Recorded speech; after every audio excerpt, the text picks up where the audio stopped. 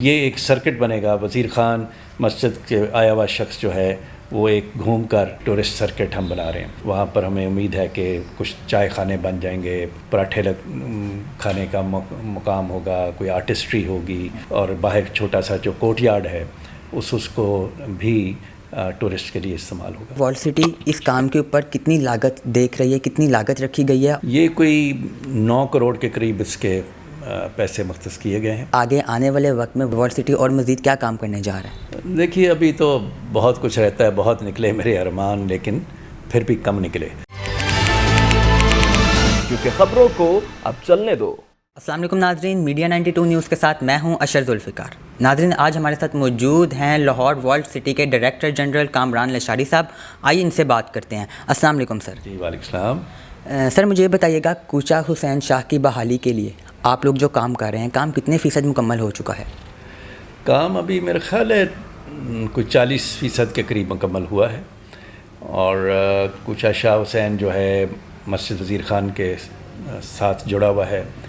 چونکہ ہم مسجد وزیر خان کا پورا پروجیکٹ جو ہے اس کو ان ٹوٹیلٹی دیکھتے ہیں, ان دا سینس کہ اس کا مسجد وزیر خان تو ہر کوئی جانتا ہے, لاہور کا یہ شان ہے اور ایک بہت ہی امپورٹنٹ آرکیٹیکچرل جول ہے.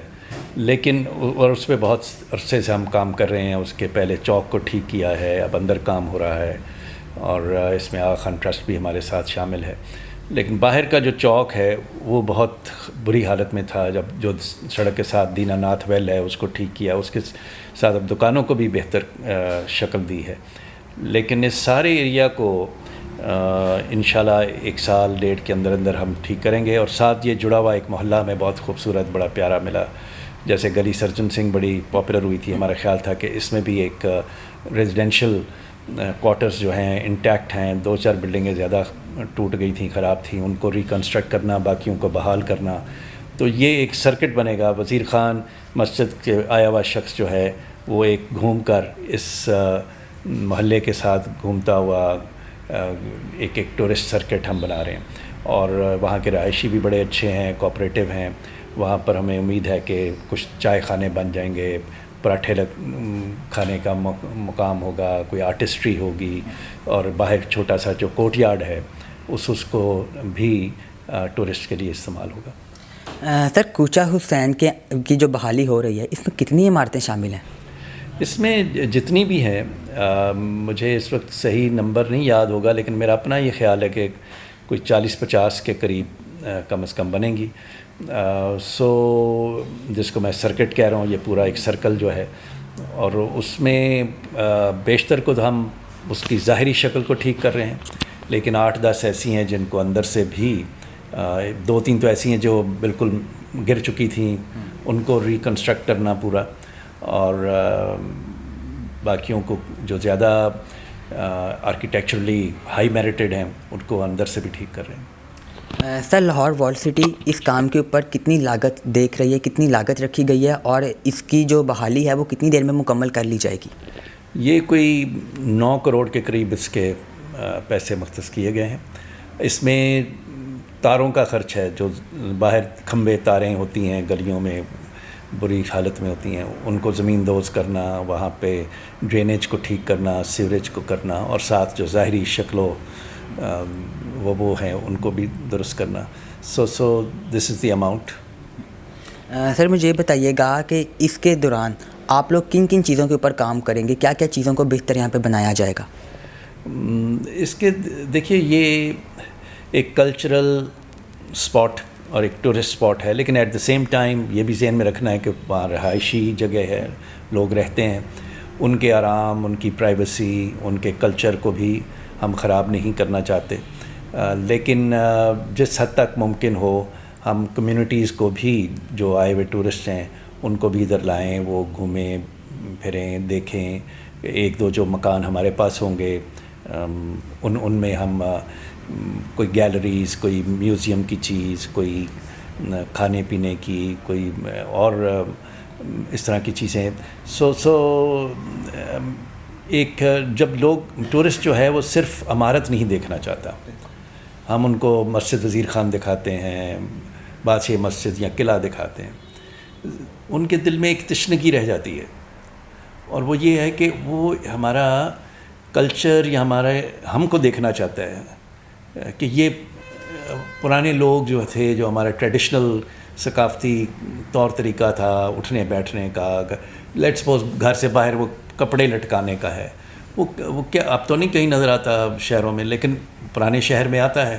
تو کوئی بھی چیز جو پرانی ہے، جو ہمارے سے کھو گئی ہے، اس کی ایک رومانس ہوتا ہے.